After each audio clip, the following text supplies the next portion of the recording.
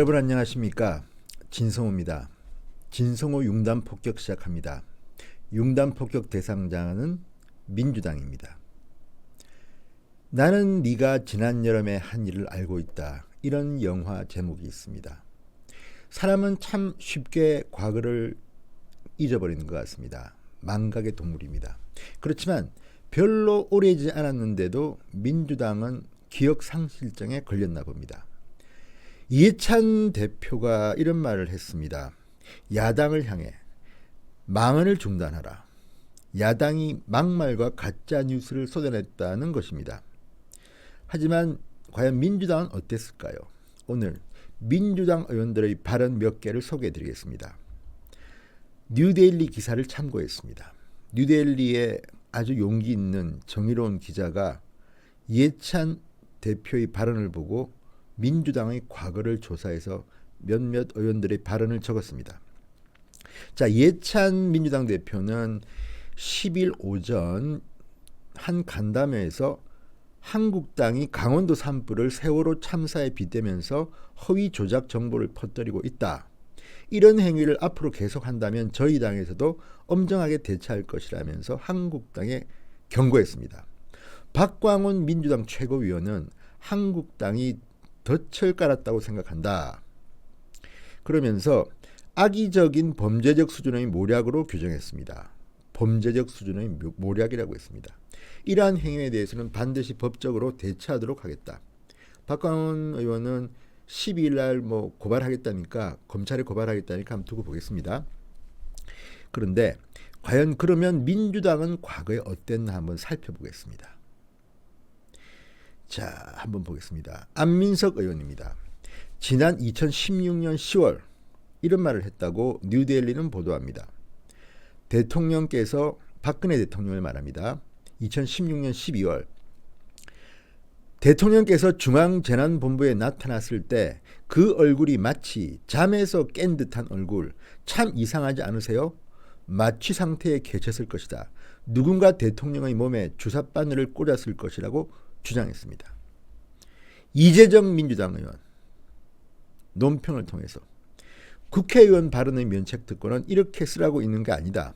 게다가 이러한 행동들은 자극적인 가짜뉴스의 경쟁적인 생산을 부추긴다. 국민 여론 환경을 혼탁하게 만들 뿐이라고 비난했습니다. 그런데 이재정 의원은 과거에 어떤 발언을 했을까요? 자, 통진단 해산 최순실 사주설이라는 가짜뉴스를 국회에서 제기한 장본인이라고 합니다. 이재정 의원은 2016년 11월 대정부 질의에서 황교안 당시 국무총리에게 이렇게 물었습니다. 통합진보당 해산도 박근혜 대통령 후보 시절 대선 토론에서 이정희 대표가 당신 떨어뜨리려 나왔다는 말을 괘씸하게 여긴 최순실 언니가 기획했다는 보도가 있다. 샤머니즘이 국가 시스템을 무너뜨렸다. 어떻게 보느냐고 물었습니다. 황교안 당시 총리는 제가 헌재에 직접 청구한 사건이라고 말했습니다. 자, 또 한번 봅시다. 민주당 의원들은 어쨌든 이런 가짜뉴스의 단골 소재였습니다. 이계호 민주당 의원은 당시에 최 씨가 박근혜 대통령의 주술적 멘토라거나 사교로 의심하는 말도 있다. 최 씨가 구슬했다는 이야기도 있다.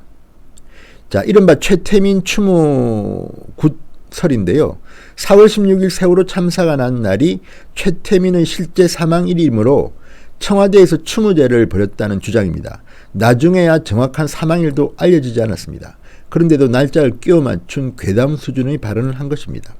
또 박경미 민주당 원내대변인, 박 대통령이 길라임이라는 가명을 썼다는 JTBC 보도를 인용해서 JTBC 이 보도는 나중에 오보로 밝혀졌습니다. 가짜뉴스입니다.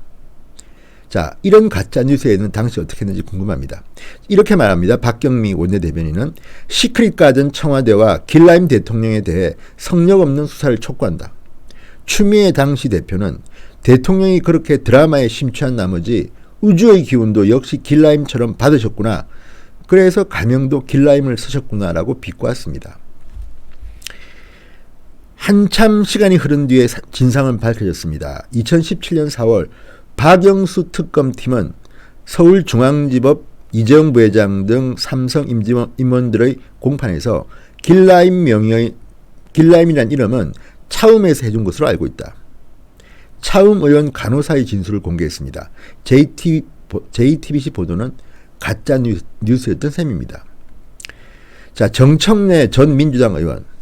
청와대가 고산병 치료 목적으로 비아그라를 구매했다는 소식에 대해서 청와대 비아그라 7행시를 지어 비꼬았습니다. 그때 그 사람 시절에도 그랬고 라임 대통령 시절도 또 닮았소. 아버지와 딸을 욕보인 발언이죠. 어쨌든 자, 조국 민정수석도 당시 서울대 교수였습니다. 페이스북을 통해서 비아그라 정권이고 주사파 정권이라고 단정적으로 비난했습니다. 자, 이런 것들을 보면 사실 가짜뉴스의 공장은 이것 말고도 좀 엄청날 겁니다. 제가 지금 인용한 것은 뉴데일리 보도에 나온 것들만 일단 인용한 건데요. 참혹할 정도의 많은 가짜뉴스를 민주당 의원들은 생산하셨습니다. 이런 생각도 듭니다. 이번에 문재인 대통령의 부대변인 고민정 씨가 가짜뉴스라고 단정한 유튜브 매체 등에 대해서 강력 대응하겠다. 취할 수 있는 모든 방법을 동원하겠다고 했는데 이 기회에 적폐청산 차원에서 과거에 했던 가짜뉴스를 한번 찾아봅시다. 그리고 이번 건도 검찰이 수사하고 과거 것도 한번 해봅시다. 지금 문재인 대통령의 지시로 10년 전 사건도 지금 다 뒤지고 있지 않습니까? 다 새로 바로잡자. 공소시효가 지났더라도 진실만은 밝히자고 말하고 있습니다. 그렇다면 얼마 되지 않았습니다. 박근혜 전 대통령과 관련된 참혹한 가짜뉴스들을 우리는 생생히 기억합니다. 거기에는 JTBC, 한겨레, 대부분의 언론들이 다 관여했습니다. 안상수 한국당 의원은 이런 말을 했습니다.